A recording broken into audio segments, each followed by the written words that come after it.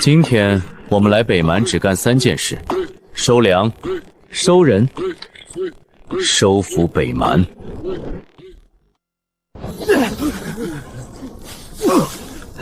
不就喝了几杯酒吗？至于给我发配到边疆来了？你那是去喝酒吗？雪月阁的头牌姑娘被你换了一茬又一茬，结果分文不给就想走。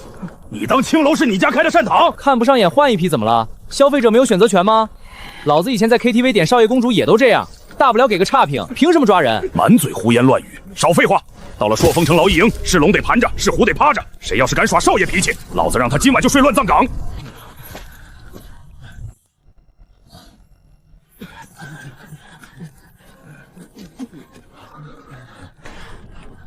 奇变偶不变，符号感小心。你也是传过来的？我沈燕，现代人，商科出身，干过投资，做过品牌，搞过并购，因为白嫖被抓。陆恒，理工科，材料和化工方向，因为私自制造私盐被抓。咱俩这个开局，多少有点不体面。确实。你觉得咱俩现在逃跑成功率多少？不到1成。北边是荒漠，西边是戈壁，南边有驻军，东边是关卡，没有陆体，没有粮，没有马，逃出去也是死。那就只能换条路。什么路？先活下来，再脱劳役身份。怎么脱？让他们离不开我们。这个营里缺水、缺粮、缺药，只要咱俩能解决一个问题，就能换一口饭。我可以先解决水。水不够赚钱，得有一看得见、摸得着，还能让上面人掏钱的东西。比如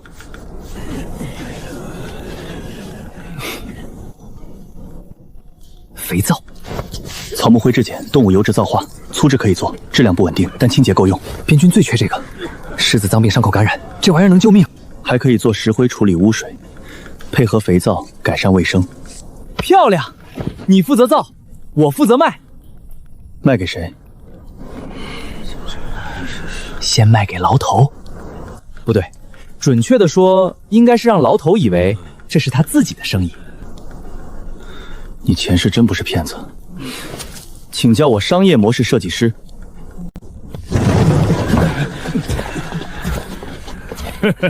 新来的，懂规矩不？晚上把你的饭交出来，老子罩着你。怎么，还想动手？敢问这位大哥怎么称呼？小子，你听好了，老子叫周虎。虎哥是吧？你想不想吃饱饭吗？什么？你们想不想以后每天都吃干的，不喝这种虫子粥？少他娘废话！你打我一顿，最多出一口气，可你要是跟着我干，我能让你3天内吃上肉汤。新来的疯了吧？3天吃肉，咱们这营里连老鼠都快饿死了。小子，你敢耍我？只要有草木灰、废油、石灰和干净水，3天可以做出第一批粗糙，卖出去，换肉不难。你现在有2个选择：第一，打我一顿，然后继续每天喝虫子粥，等着哪天死在城墙底下；第二，跟我干3天，3天后要是吃不上肉汤，我站着让你打。你要是骗我呢？我要是骗你，你不但可以打我，还可以把我这碗粥也抢了。好，老子就信你3天，3天后没肉汤，我把你牙一颗颗敲下来。成交。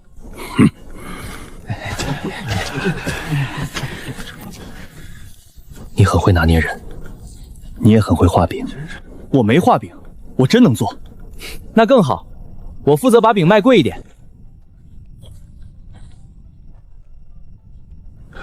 反了你们了！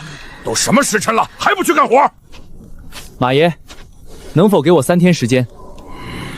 你这话是什么意思？3天之内，我给您做出一门能赚钱的生意。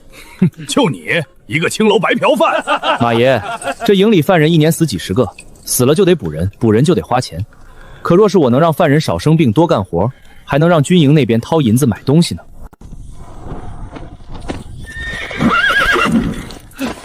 码头，不好了！军营里昨夜又倒了20多个，身上生疮，高热不退。军医说，再这样下去，怕是要炸营。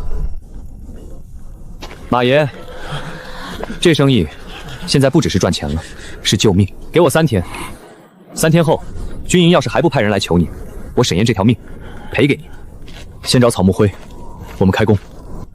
草木灰，军营里死活不知，你跟老子要草木灰？马爷，草木灰不是灰，是钱。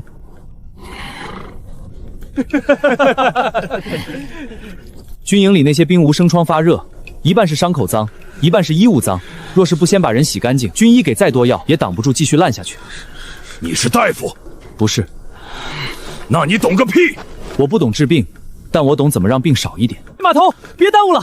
营里校尉大人说了，今日若还压不住病势，所有劳役都得停工，改去挖坑埋人。你要什么？草木灰，越多越好。废弃油脂，军营伙房肯定有。再要几口大锅、木桶、细沙、木炭、石灰。你还真敢开口！东西是军营出的，活是犯人干的，事成之后功劳是您的。若军营因此少死几个人，校尉大人记谁的好？而且这东西一旦做出来，城里富户也能用。到时候银子流进来，您只管坐着收账就行。好，老子给你3天。马爷放心，都愣着干什么？去搬东西。这玩意儿也能做救命的东西？姓沈的，你可别说这锅泔水就是肉汤。少废话，想吃肉就闭嘴搬灰。这边做灰水，这边滤水，这边熬油，那边搭临时棚，别让风沙灌进锅里。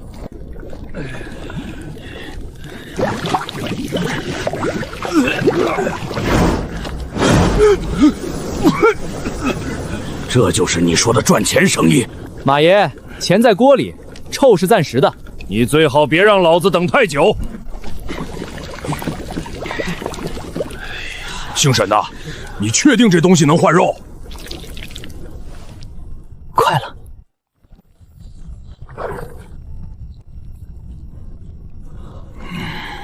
完了完了，我就说不成，马爷要杀人了。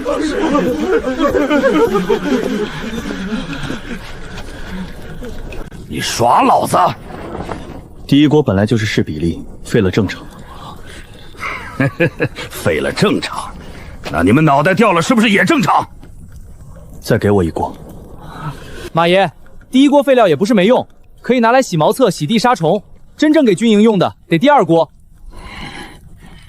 第2锅若还废，你们2个就自己跳锅里。可以。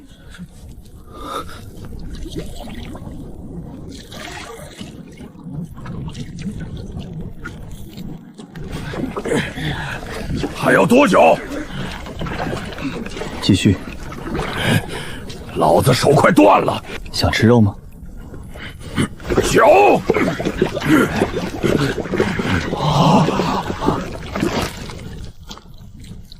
成了。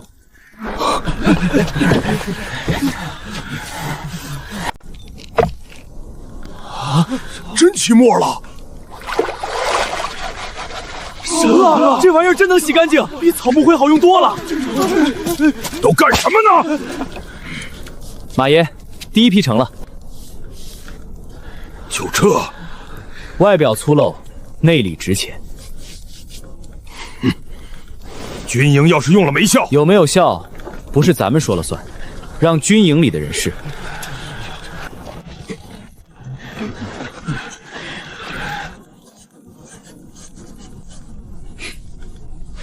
你写的这么细，他们未必会照做，所以还得你去说。我？你嘴厉害。这倒是事实。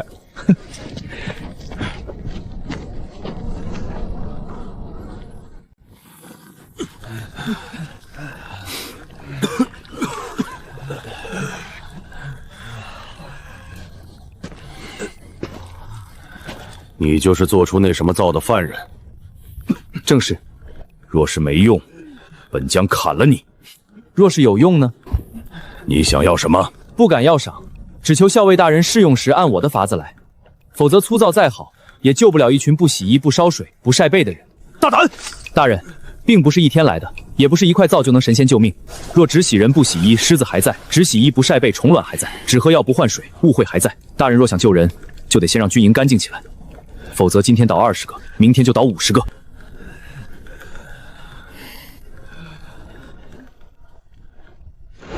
按他说的做。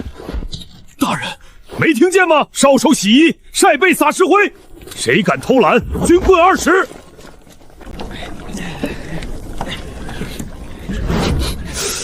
这破东西味儿真冲，拿犯人做的玩意儿给咱们用，校尉是不是被那小白脸骗了？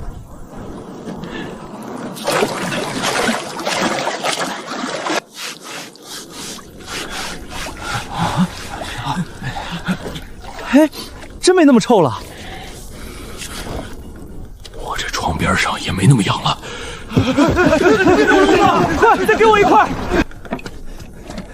军营那边传来消息了，新增倒下的士兵从前一天的23人变成了5人。校尉大人，您怎么亲自来了？可是那灶有用？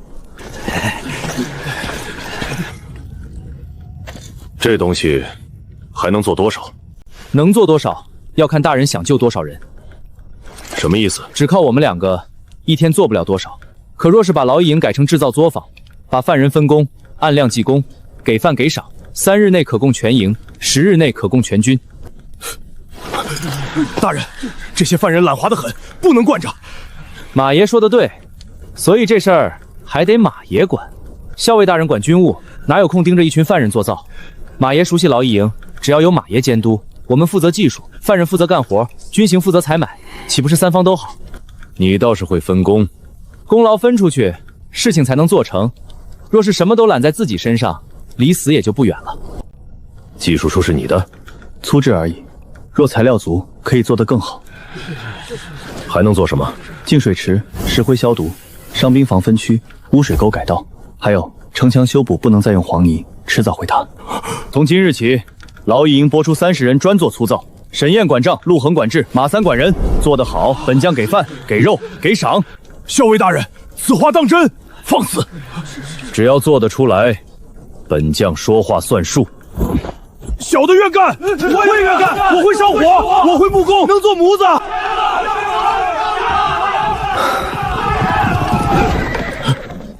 哟，倒是热闹。赵家二爷赵德昌，李校尉，听说军营新得了一种洗身除屎的好物，我赵家愿意替军中分忧。怎么分忧？这制造的活交给我赵家来办，犯人粗鄙，做出来的东西怎能给军哥们用？我赵家有铺子，有人手，有银子，只要把方子交出来，3日内便能供足军营。赵二爷愿意出力，自然是好事。哼，你就是那个吃霸王餐被发配的沈燕？正是在下，一个白嫖饭也配管军中生意？二爷说的对，我不配。你怂什么？只是这方子分3等，下等方子能起沫，中等方子能除屎，上等方子能保军营不炸营。你什么意思？二爷既然有钱有人，这下等方子便送给您：草木灰、废油水熬成膏，冷了切块，简单的很。你真给？真给？哼，算你识相。不过二爷用之前最好先试试。是什么？试试会不会烂手？校尉大人，若赵家3日内能做出合格军造，我沈燕愿把这门生意拱手相让。若他们做不出来，还坏了军中大事，那就请赵家赔军营这一场疫病的命。一个发配的犯人也敢跟我赵家斗？不是说这东西就是草木灰、废油和水熬出来的吗？二爷放心，这东西听着不难，小的已经让伙房备好了草木灰和猪油，今晚就能试做。3天，我赵家1天就能做出来。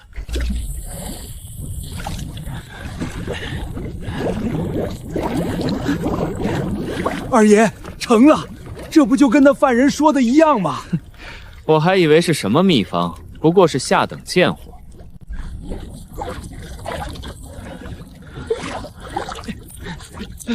掌柜的，不对啊，火大了，快小火！这是什么味儿？也许是油不干净，再熬一熬就好。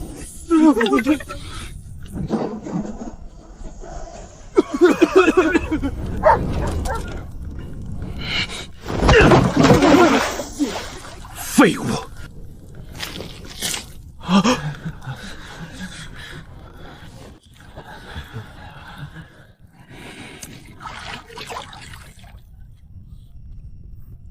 二爷，烂手，这烂手啊！二爷，小的不敢再试了。不敢？军营验造就在眼前，你们现在跟我说不敢，继续试。天亮之前，我要一批能拿去军营的灶，做不出来，你们一起滚出赵家。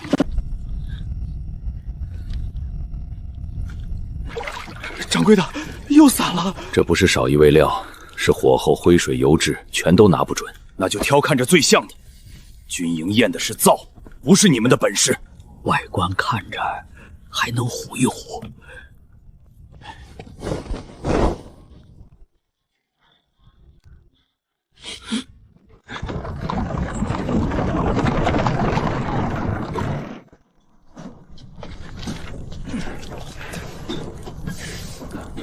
这一批可以送。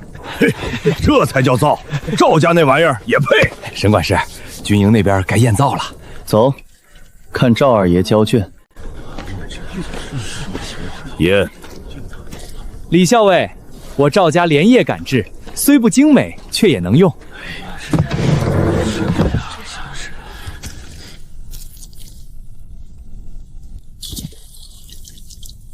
不对。疼！这东西咬手。这哪是洗衣，这是抹泥。这许是还未干靠。继续验。啊！这块稳。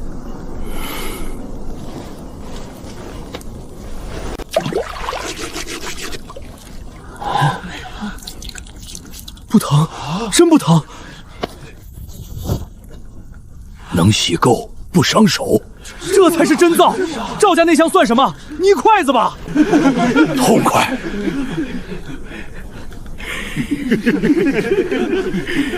太痛快了。你一个臭番！够了。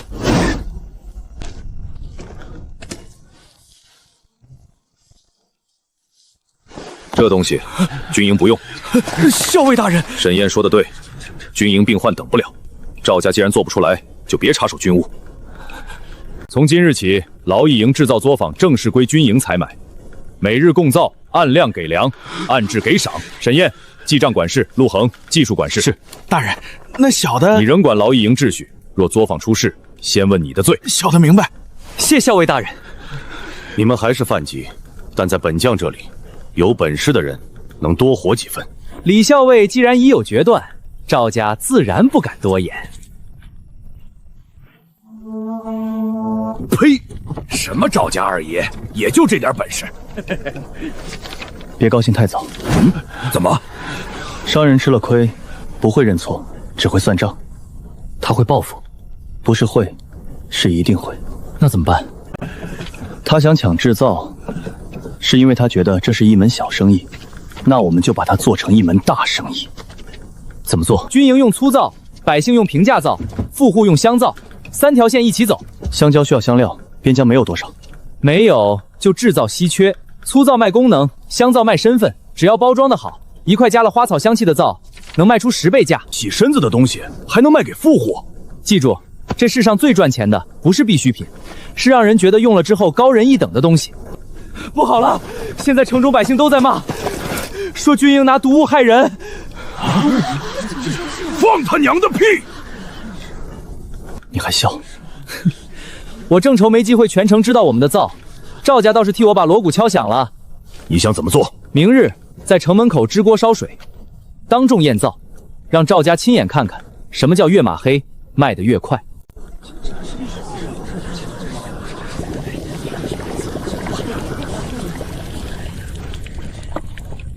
别急，别急，今日当众验灶，谁不服谁上来试。听说这东西是用尸油熬的，劳役营那群犯人做出来的东西，能是什么好东西？别上当，这是毒皂，用了绝丝。那姓沈的是发配来的，能是什么好人？老子撕了他的嘴！别急，他们骂你，骂得越响，围过来的人越多。你看这人，比我花钱请的还卖力。开始吗？开始。诸位乡亲，今日不卖东西，只验东西。不卖？那你摆摊干什么？怕你们被骗，所以让你们亲眼看。看什么？看你们怎么拿毒皂害人。说得好，既然你说这是毒皂，不如你上来验。我凭什么上去？你不上来也行，那就别躲在人群里喊。毒不毒看人用，你不敢用，我敢。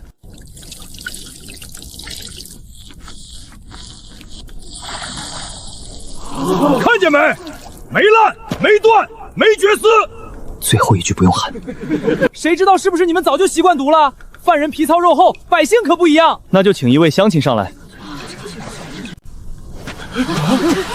我是小石头，你疯了！万一真有毒呢？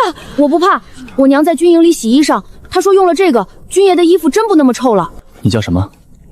陈小石。为什么愿意试？你们是不是说试了给馒头？给。先拿着，不管是不是，这都是你的。看清楚了，孩子手上有冻裂伤，不碰伤口，只洗灰泥，有破皮的地方不能用力搓，洗完要擦干。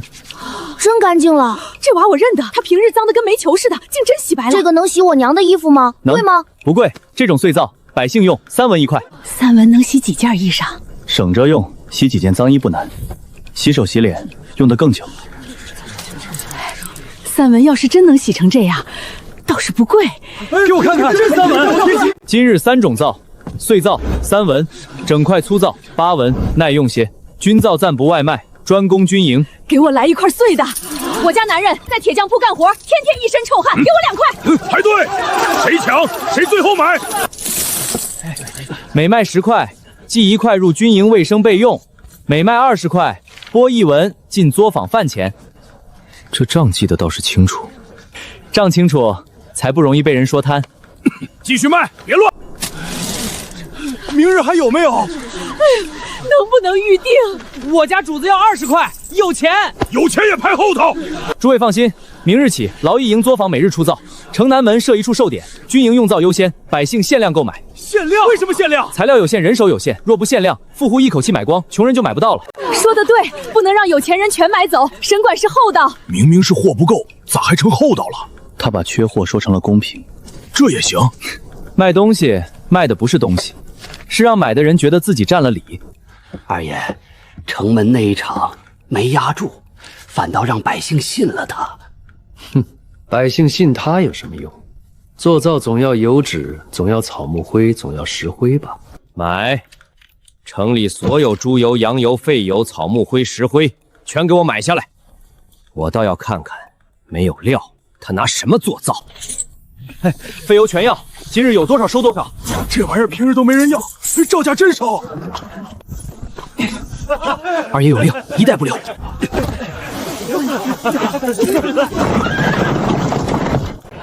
猪脚料呢？刚让赵家买走了。肥油呢？也没了。赵家给钱痛快，小店总不能不卖吧？石灰呢？赵家定了，一袋不留。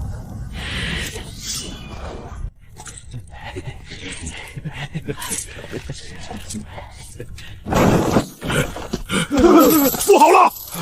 马爷，出什么事了？赵家把城里的废油、草木灰、石灰全卖光了，明日咱们开不了锅。这不是断咱们活路吗？神爷，你快想办法！赵家花大价钱买了1成的废油和灰，这还不麻烦？他们承认这东西值钱了。没错，他们若只是做买卖，那叫竞争；可他们买空军皂原料，让军营用不上皂，那就不是竞争。你的意思是阻断军需？这帽子比断我一锅皂重多了。县衙状唤，赵家告军皂作坊扰乱市价，犯人经商。他们还敢告？来得正好。赵家在县衙经营多年，不会只告状这么简单。我跟你去，谁敢欺负你，我砸他桌子！上公堂不是比嗓门，是比谁的名头更正。赵家告我经商，我就让他们看看什么叫军需工坊。堂下何人？所告何事？草民赵德昌状告劳役犯沈燕私设摊点，聚众售卖，扰乱市价，且以犯籍之身经商敛财，坏我朔风城规矩。沈燕，你身为犯籍，竟敢私自经商？回大人，不是私自经商，是军需工坊渔获官售。军需工坊，此物先供军营，防伤病，除污秽，压疫气。军营用不完的边角碎皂，折价卖给百姓，所得入账，补作坊饭钱。敢问大人，这叫私商还是军中善后？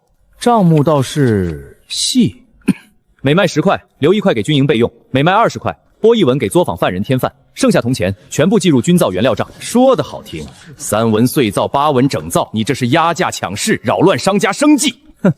赵二爷若真怕市价乱，昨日为何高价买断全城废油、草木灰和石灰？您是护市价，还是想要阻断军需物资？笑话！我赵家花钱买料，银货两讫，何罪之有？校尉大人昨日以下采买令，军胄作坊原料列入军营临时采买。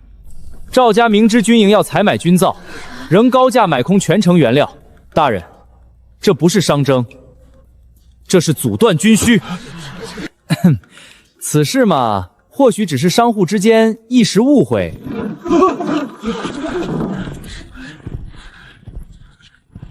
军需工坊的事，县衙也能断成误会。李校尉说：“启禀大人，军营伤病自用皂清洗衣物、被褥、伤患周边后，新增病倒人数已明显下降。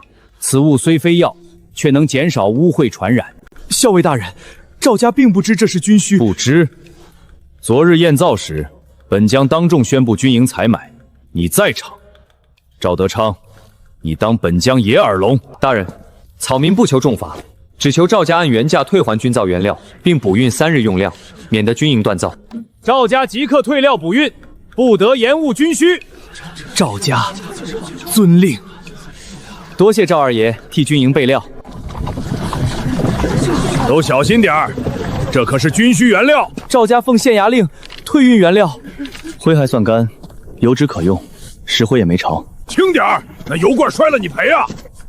计入军需制造作坊3日原料，数量无误。赵家手令军营记功，这笔账会写得很清楚。从今往后，这里不是普通劳役营，是军需作坊。总算有块护身符了，牌子有了，下一步是规矩，不然人一多，水和缝物会先出问题。灰水只管灰水，绿油只管绿油，熬煮不许离锅，入模要记批次，谁乱换，整批都可能废。灰水组跟我走，谁敢把油倒灰里，老子让他填锅底。有分工才有产量，这才像个作坊。产量上来了，问题也来了。什么问题？水。作坊用水、军营饮水、城中污水，全都混在一座城里。皂能洗人，但救不了一座喝脏水的城。军营井在下游，城中污水沟也往这边汇，只要雨一大，污水就会渗进井边。所以军营不是缺皂，是缺一条干净的水路。校尉大人召你们去军营，井水出事了。大人，今晚打上来的水都是这个样子。这水不能直接喝，若继续入口，伤病未必压得住。陆恒，看看，不是井坏了，是周围的脏水正在往井边渗。多久能做？先救急，1天，要彻底改好，3天。今晚起，军营井台、水沟、净水池一并改，按工记名，谁干得多，谁多1碗粥。3日内成事，作坊另添肉汤。听见没？肉汤！谁敢偷懒，老子先把他埋沟里。第1队抬石，第2队挖沟，第3队清井边淤泥，先断脏水，再保饮水。沟底要往低压处走，别图省力挖平沟，水不走等于白挖。听见没？水要走，人也要吃肉汤。挖！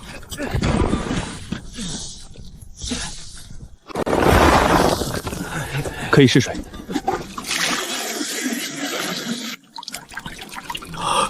清了，至少泥沙少了许多。这水能喝。从今天起，军营饮水一律先滤后烧。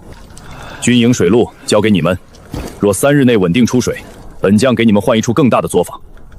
更大的作坊不够，那就要一条街。什么不够？制造、净水、排污，全挤在劳役营里，迟早还会乱。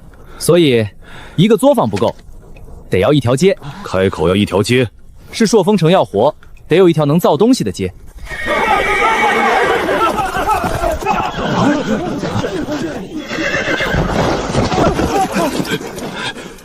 三河村遭袭，北蛮骑兵来了。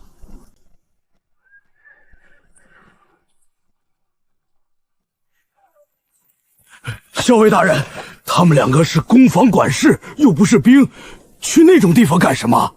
让他们看看边疆是什么样。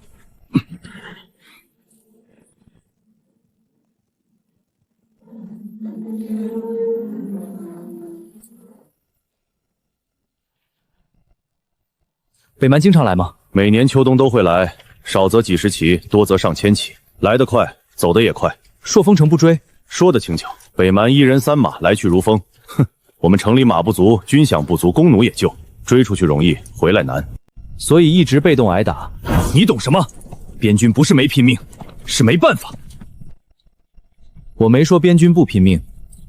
哼，那东西多久没用了？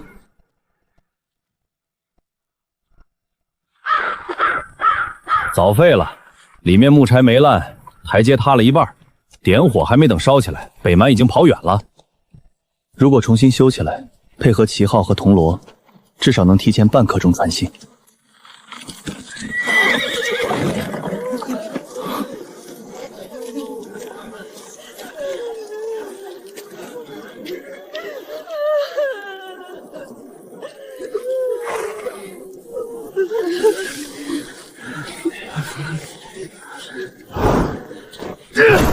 畜生！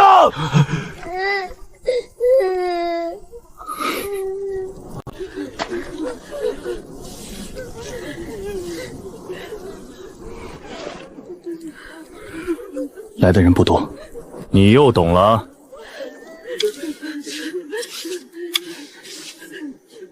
马蹄一印大约30到50起，动作很快，目标明确。先撞栅栏，再烧粮仓，最后抓人，停留时间不会超过1刻钟。这些我们也看得出来。那你们为什么没提前发现？你什么意思？那里能看到10里外的草道，是天然哨位，可上面没有岗棚，没有锣，没有烟灶。村口栅栏是直的，骑兵一撞就开。这不是村子太弱，是从一开始就没人教他们怎么活。你一个私盐犯，敢教边军做事！魏百户长，你错了。我哪里错了？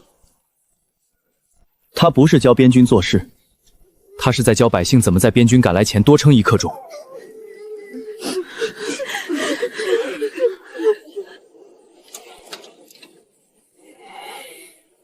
边军再强，也不可能每一刻都守在每个村口。北蛮来得快，走得快，村子若一点预警和拖延都没有，等军队赶到，只能收尸。你们有办法？有。说。第一，村北坡建哨棚，白日旗号，夜里火光，配铜锣，只要看见骑兵，立刻示警。第二，村口栅栏不能直开，要改成折入口，骑兵不能一冲到底，必须减速。第三，路面挖浅坑，铺草遮盖，不求杀马，只求乱阵。第四，粮仓不能建在村口，要分散埋藏，北蛮抢不到整仓粮就不会久留。第五，老弱妇弱要有躲避点，最好是地窖或土窑，入口隐蔽。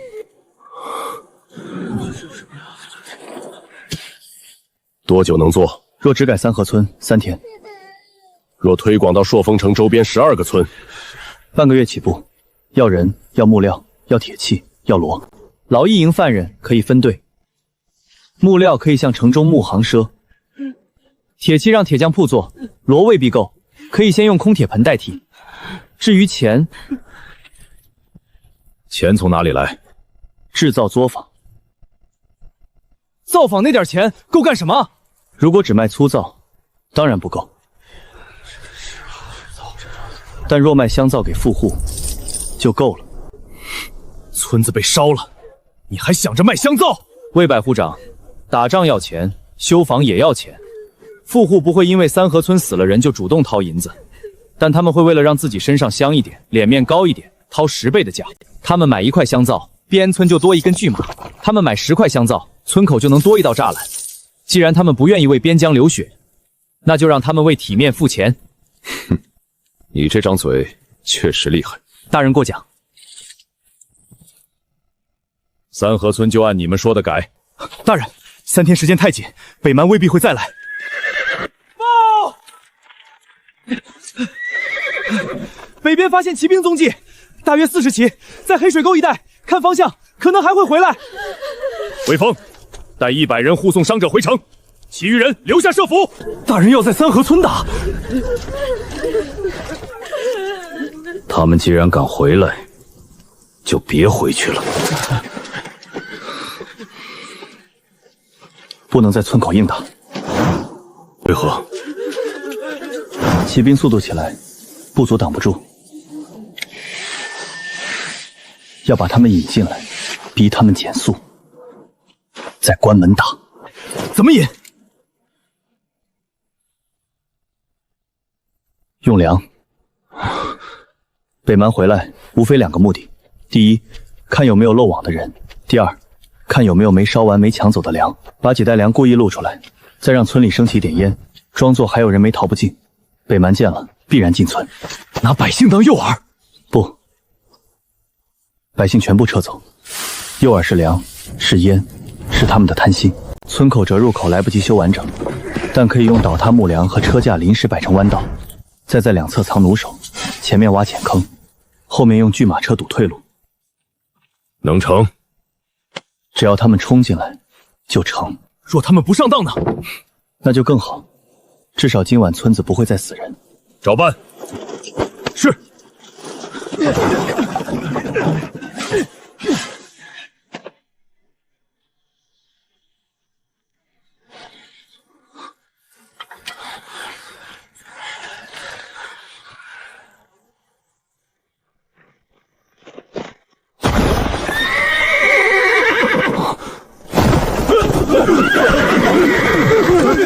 放！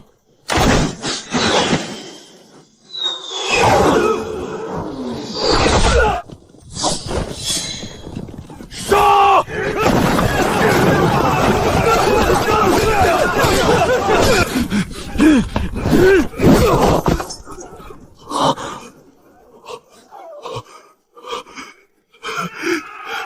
老子打中了！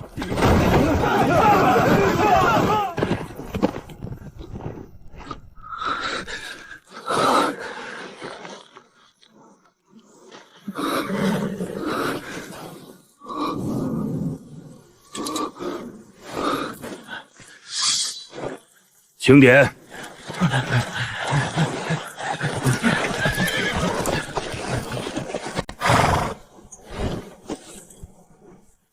斩首29，俘虏6人，缴获战马27匹，追回粮食和布匹若干。多谢军爷，多谢2位管事救命。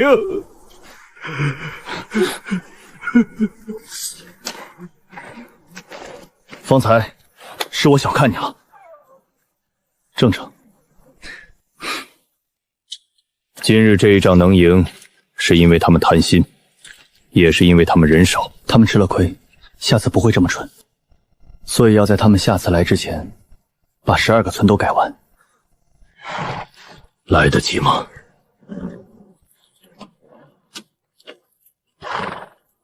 来得及。怎么来得及？今日缴获战马27匹，北蛮刀工若干，粮食布匹若干，这些都是钱。有钱就有人，有人哨棚、巨马、藏粮轿就能修。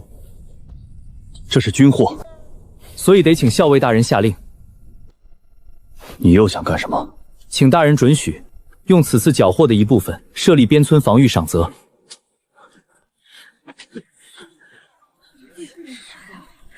凡劳役、工匠、百姓参与修哨棚、巨马、藏粮轿者，按工给粮；凡提供木料、铁器、旧车架者，可折下换造；凡发现北蛮踪迹并及时示警者，赏粮。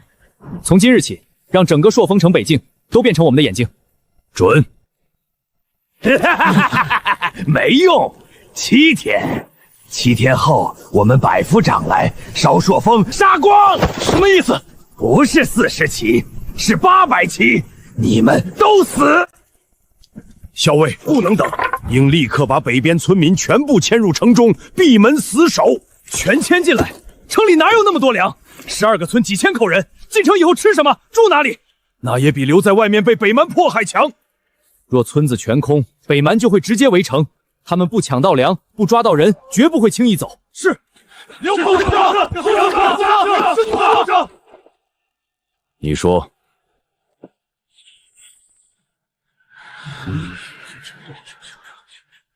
草道、低坡、干河沟几处废弃封堵，不能全撤，也不能硬守。什么意思？村民中的老弱妇孺先撤进城，青壮留下。12个村不各自为战，而是连成一条预警线。第一层，北边3处高坡建哨棚，白天挂旗，烟上点火，发现敌旗立刻传信。第二层，每个村口设置浅坑巨马，不求挡住800骑，只求拖慢他们。第三层，粮食分散藏入地窖，村中只留少量假粮诱敌。第四层，锣声一响，青壮入房点，妇孺进藏身窖，不能乱跑。你的意思是把12个村变成12个小陷阱？不是陷阱，是缓冲。我们打不过800骑野外冲锋，但可以让他们每到一个村都慢下来，每慢一次，朔风城就多一点准备时间。换句话说，不是让村子守住北蛮，而是让北蛮没法一路畅通的杀到城下。说得轻巧，你们要改12个村，靠谁？靠劳役营那群犯人？靠犯人，靠百姓，靠工匠，靠钱。哼，钱从哪儿来？军营库里连建筑都快补不起了。第一，三河村缴获战马27匹，其中伤马3匹留作拉车，健马24匹可入军营。第二，制造作坊今日起推出香皂，所得5成入边村防务账。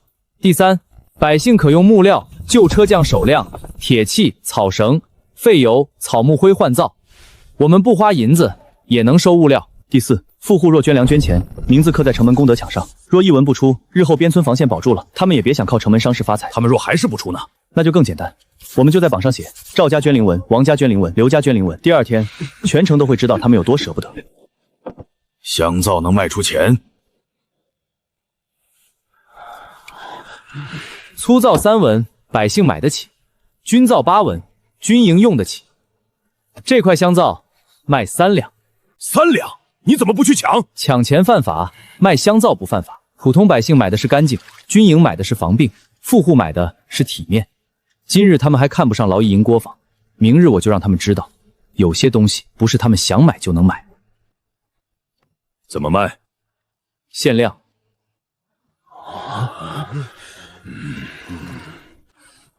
第一批香皂只做30块，不摆摊，不叫卖，只送3块。县令夫人1块，赵家大夫人1块，城中最大布商家的小姐1块。为什么送赵家？因为敌人的后院比敌人的前院更容易着火。这是要修北边村子的防线。听说800北蛮要来。唉，三河村都被烧成那样了，不修不行啊。赵家那么有钱，会捐多少？怎么没看到赵家的名字？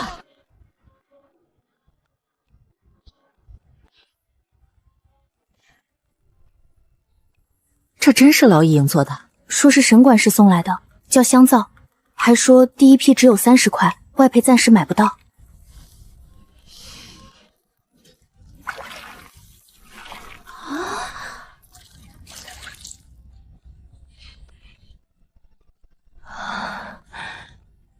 去问问还有没有。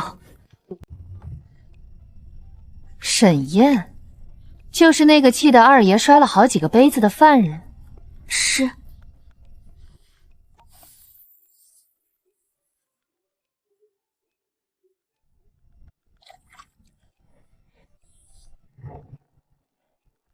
听说这个香皂外头暂时买不到。嫂嫂，那是沈燕的东西，这明日王家夫人若用了我没有，赵的脸往哪儿放？这。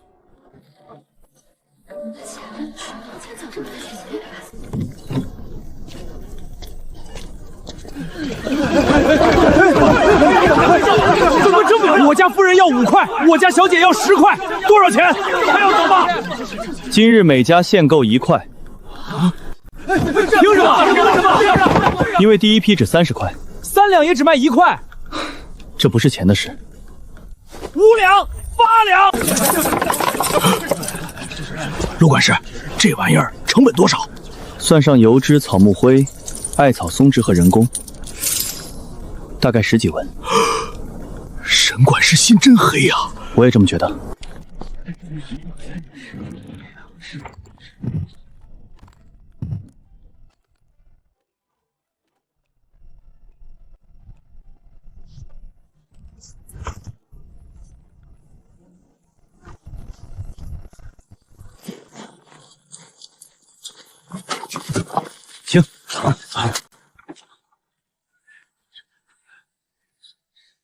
陆管事，北蛮骑兵真来了，这些木头架子挡得住？挡不住，但能让他们慢下来。只要慢下来，你们就有时间跑，城里就有时间救。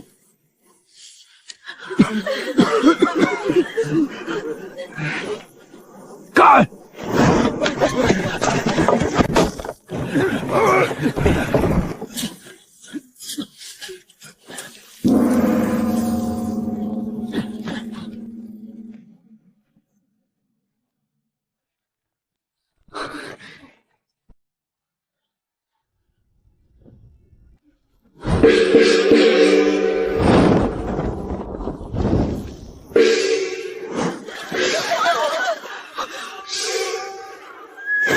不是演练。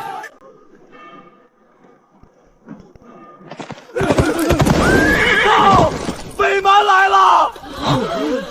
不是800，是1200骑！关城门！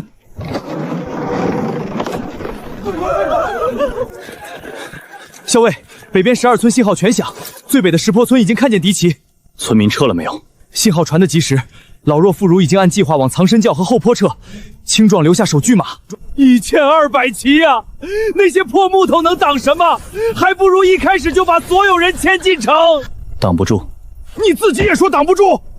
我们从来没打算靠村子挡住1200骑。那修这些有什么用？让他们慢，慢1刻，城里就多1刻准备；慢2刻，村民就多2刻活命；慢半个时辰，他们马力就少1分。石坡村撤出7成，北2村撤出8成，河湾村粮食保住1半。老夫之前小看你了，还没赢。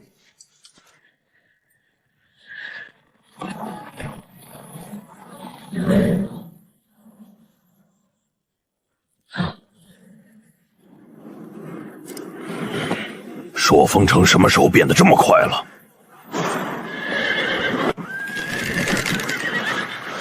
这么多，手别抖，你手一抖，死的就是你自己。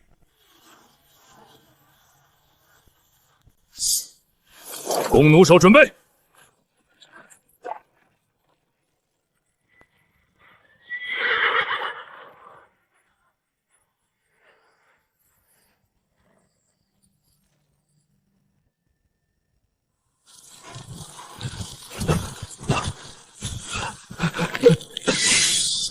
是河湾村的人，那是老刘头，还有柱子家的媳妇儿。开门，不然杀！畜生！小尉，不能开门。他们拿百姓挡道。我成了城门人的心道。这是我叔，小尉，救救他！城下的乡亲听着，朔风城不会开门，因为门一开，死的就不是你们10几个人，是全城几万人。你们若因此恨，我们认；但你们若今日死在这里，朔风城会记你们的名字，你们家中老小均滋养，你们的仇边军报。沈管事，别开门！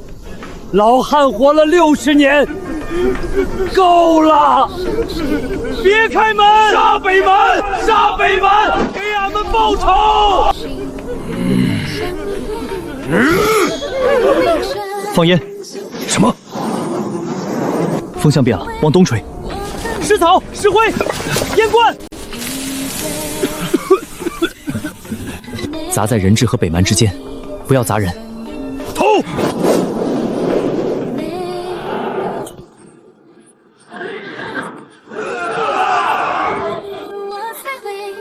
弩手！开侧门！骑兵小队抢人！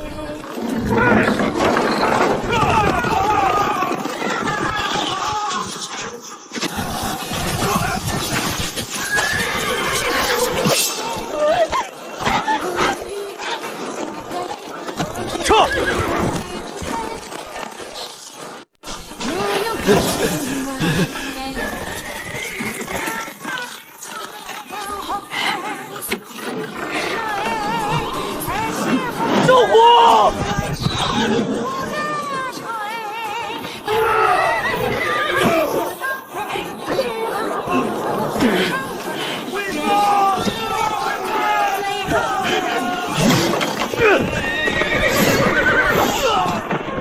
你不要命了！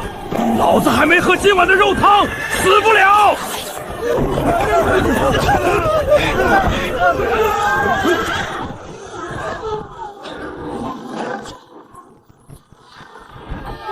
周虎好样的！杀北门！杀北门！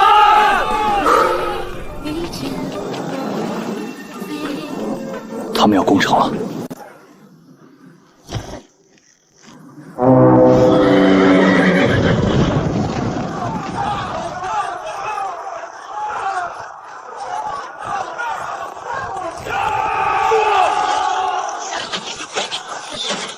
他们要撞门！文木、石块共同压住！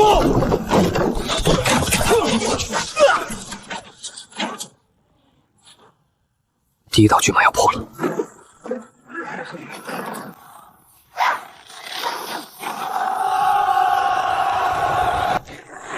放箭！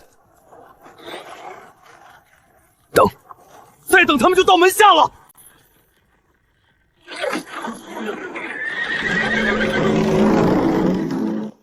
滚木！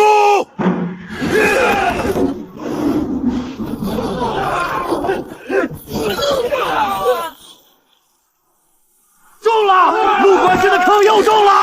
打死他们！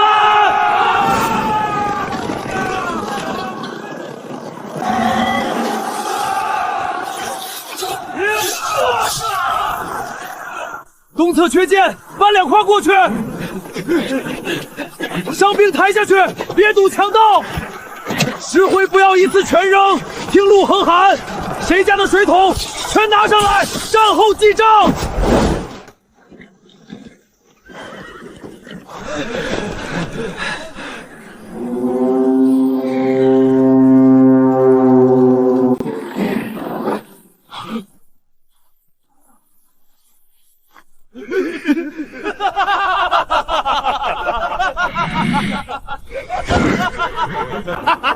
神爷，这他娘谁写的？周虎，我不会写字啊。那就是陆恒。幼稚。犯我朔风者，虽远必坑。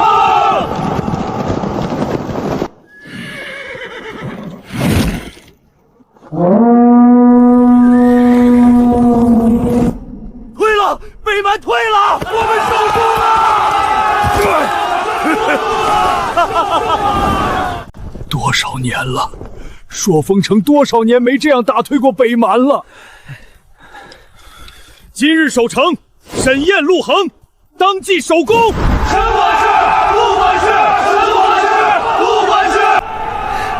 笑咱俩终于不是白嫖饭和私烟饭了。还早。没错，他们还会再来。